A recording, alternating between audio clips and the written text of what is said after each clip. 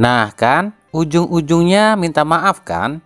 Udah kebaca oleh kami para pengamat sepak bola, yaitu tuh masalah kebaliknya bendera Indonesia di ajang opening ceremony SEA Games Kamboja. Kan kami udah bilang ini tuh disengaja, yang tujuannya agar masyarakat, khususnya masyarakat Indonesia ini yang tadinya nggak tahu kalau ada SEA Games di Kamboja jadi tahu. Terus yang tadinya warga Indonesia ini nggak ke Kamboja, sekarang jadi kesana karena penasaran. Ya walaupun Menteri Olahraga Kamboja udah minta maaf sama Menpora RI, tapi itu semua adalah trik.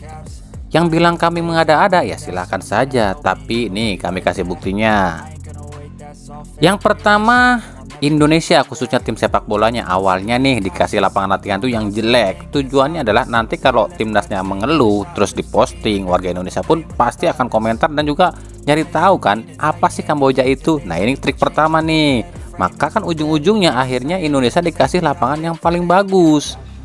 Yang kedua, Kamboja ini ngeluh sepinya penonton sampai-sampai mengeluarkan pernyataan jika penonton, khususnya penonton Indonesia, digratiskan nonton setiap pertandingan timnas Indonesia di cabang apapun. Tapi itu pun bohong. Buktinya tetap aja yang nonton mah tetap bayar. Contohnya nonton bola kemarin tetap bayar beli tiket meskipun katanya sih ada diskon. Tapi ternyata ini pun nggak sukses, tetap aja warga Indonesia mah sedikit yang ke Kamboja. Maka muncullah ide dengan membalikan bendera Indonesia di ajang opening ceremony yang tujuannya agar masyarakat Indonesia ini geram dan nantinya akan berbondong-bondong ke Kamboja. Coba dilihat dengan sesama. Kalau itu memang nggak sengaja, masa nggak semua bendera Indonesia kebalik? Kan harusnya kalau nggak sengaja pasti semuanya dong kebalik. Masa yang megang bendera kebalik itu nggak tahu atau nggak melihat ke temannya yang pegang bendera Indonesia yang beda bentuknya, ya kan? Tapi ya udahlah, pemerintah Indonesia toh udah negur Kamboja dengan mengirimkan menporanya langsung ke sana. Ya kita ambil hikmahnya aja. Semoga aja Indonesia di ajang SEA Games ini justru berprestasi dengan dibikinnya kontroversi seperti ini. Coba deh lihat video ini. Kami pun tak tahu ini cabang olahraga apa, tapi di situ terlihat juara satu adalah Indonesia. Tapi yang jadi sorotan adalah, ya masa lightning atau lampu aja Kamboja nggak punya, masa pakai lampu mobil sih? Kan jadi pertanyaan besar, kenapa SAGF alias badan yang menaungi SEA Games ini menunjuk Kamboja sebagai tuan rumah sih? Kan harusnya dicek dulu persiapan calon tuan rumah. Aduh, piye iki? Tapi di perolehan medali sementara justru Kamboja ada di urutan pertama dengan raihan 19 emas, 11 perak dan 10 perunggu. Tentu saja para netizen pun bukan cuma netizen Indonesia tapi netizen luar pun mempertanyakan dari mana koleksi medali tersebut berasal. Padahal biasanya Kamboja ini paling banter juga ada di urutan 9.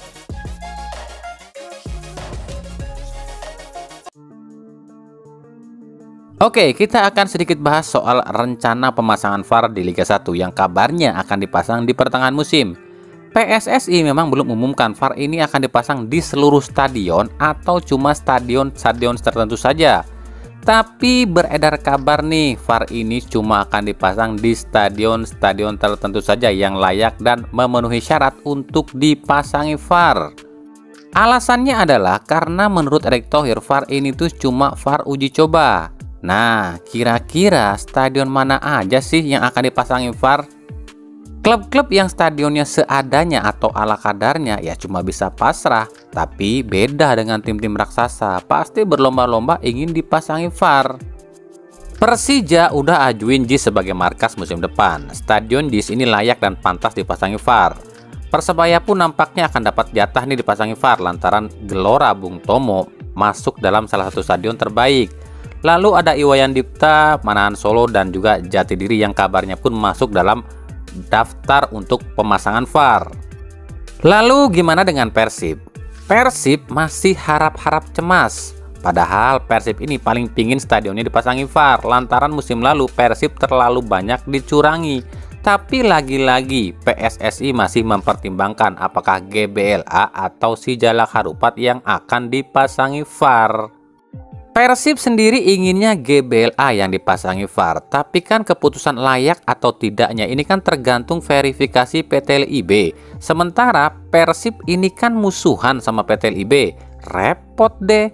Palingan alasan PT LIB, benahi dulu infrastruktur GBLA, jangan ada lagi tembok-tembok retak dan bla bla bla bla, ya kan? Tapi sekali lagi kami jelaskan, ini tuh baru sekedar wacana dan belum disahkan oleh PSSI. Kabar ini kami dapat usai Erick Thohir rapat dengan para esko pada Sabtu ini ya. Keputusannya akan ditentukan jika PSSI ini sudah rapat dengan PT LIB. Tapi sejauh ini PT LIB-nya belum juga ngumpulin klub. Jadi PSSI-nya masih nunggu terus.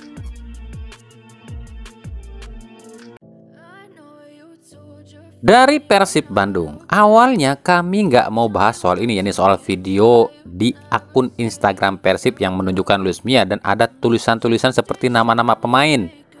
Kami kenapa nggak mau bahas ini? Lantaran kami udah pernah bilang, admin Persib itu emang sengaja bikin bobotoh penasaran dengan posting hal-hal yang seolah-olah kode-kodean. Masih ingat dong pembahasan kami soal ini? Tujuannya apa ya? Kembali kami bilang, biar tiap postingan Persib ini rame ditonton oleh para bobotoh. Nah, kebukti dong ucapan kami waktu itu. Di video ini, admin Persib ini seolah ngasih kode dengan spill nama-nama pemain yang seolah-olah sudah deal dengan Persib. Padahal, itu semua tuh nama-nama pemain yang diisukan atau dirumorkan ke Persib.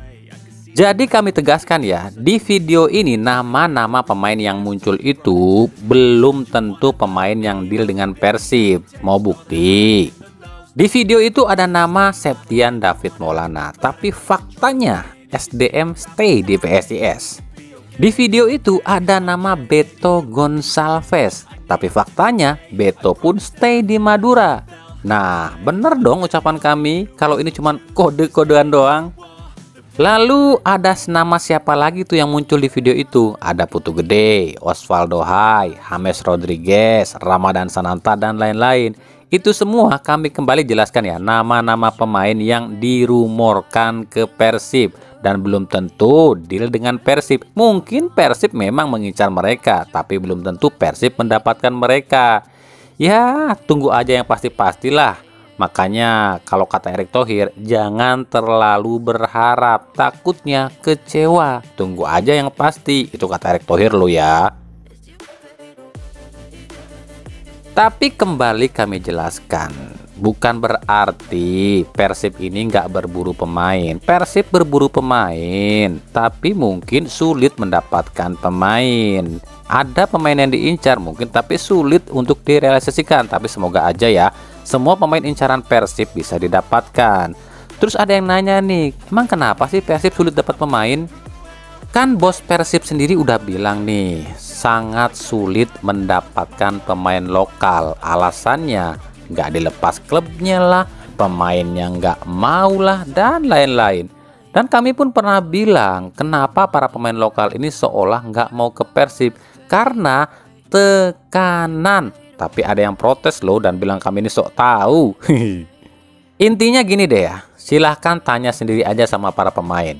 Setiap pemain yang bermain di klub yang supporternya itu fanatik dan super besar seperti Persib, Persija, Persebaya, Arema, pasti pemain itu dipenuhi tekanan. Pelatih dan manajemen pasti nekan pemain. Kalian jangan malu-maluin lah, kalian ini main di tim besar, target kami tinggi, ya kalian harus berikan lebih dari 100%. Ini klub besar, masa ada di papan bawah? Gitu kata pelatih dan manajemen. Ya walaupun hampir semua klub juga pasti ngomong gitu sama pemain, tapi beda tensinya jika yang ngomong itu tim besar. Lalu pemain tersebut pun harus kuat mental lantaran tekanan dari supporter. Ini pun ada yang protes loh, masa sih supporter nekan pemain? Kita ambil contoh Teja Paku Alam dari Persib. Kurang bagus apa Teja Paku Alam? Berapa banyak save dan penyelamatan krusial yang Teja lakukan demi Persib? Tapi cuma gara-gara satu kesalahan saat lawan Barito, hilang semua prestasi Teja, digantikan dengan cemoohan, cacian, dan hujatan. Bahkan hujatan dan cemoohan itu bukan cuma dari supporter tim lain, tapi dari supporter klub dia sendiri. Lalu Rahmat Irianto, di Persebaya kurang loyal apa coba Irianto? Kapten, anak pelatih Persebaya, asli Surabaya, besar di Persebaya. Tapi Cuma kesalahan kecil, Irianto dihujat habis-habisan oleh pendukungnya sendiri hingga akhirnya hengkang ke Persib. Masih bilang kami mengada-ada. Kami beberkan sebuah fakta ya. Bagi seorang pemain, suatu kebanggaan jika dirinya bisa direkrut oleh sebuah klub besar dengan nama besar. Tapi di balik kebanggaan itu ada tanggung jawab yang sangat besar juga. Mental harus kuat jika main di tim raksasa, dan ini pun berlaku di negara manapun.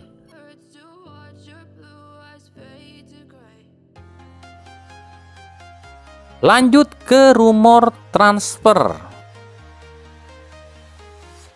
Madura United kabarnya sudah deal dengan kiper asal Singapura Hasan Suni. Jika ini terrealisasi, maka Madura akan punya 3 kiper baru, yakni Satria Tama, Sahar Ginanjar, dan Hasan Suni. Sementara itu, Madura United resmi memperpanjang kontrak Beto Gonçalves yang sempat diisukan akan hengkang dari Madura dan direkrut oleh tim-tim lain. Sekaligus diperpanjangnya kontrak Beto ini membuat tim-tim yang meminati Beto harus gigit jari. Yang kedua dari Arema. Arema kabarnya sudah done deal secara lisan nih dengan kapten timnas Mali Icaka Diarra. Pemain yang berposisi sebagai bek tengah ini akan jadi pengganti Sergio Silva. Musim lalu Diarra main di Liga Lebanon dan hampir tak tergantikan di klubnya. Wah, bisa reunian nih sama Konate. Ups, hihi.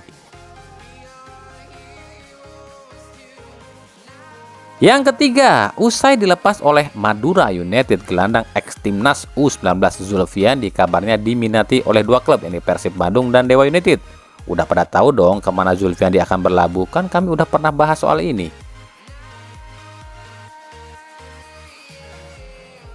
Yang keempat, Borneo FC tengah negosiasi dengan mantan kapten Bayangkara FC Ruben Sanadi. Ruben yang resmi tak memperpanjang kontrak di Bayangkara kabarnya pun diminati tim lain seperti Persis Solo dan Rans Nusantara FC.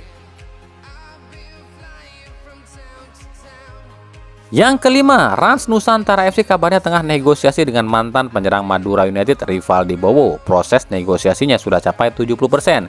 Selain Rivaldi, Rans pun kabarnya tengah negosiasi dengan Ilhamuddin Armain yang resmi berpisah dengan Arema, dan juga Paulo Sitanggang dari Persita Tangerang.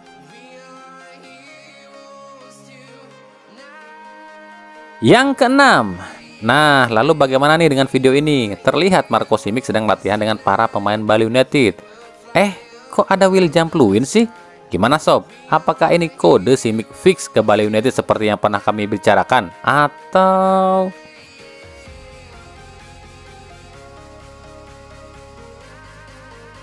Oke, itu tadi yang masih rumor dan negosiasi ya. Berikut kami rekap seluruh transfer resmi per tanggal 6 Mei 2023.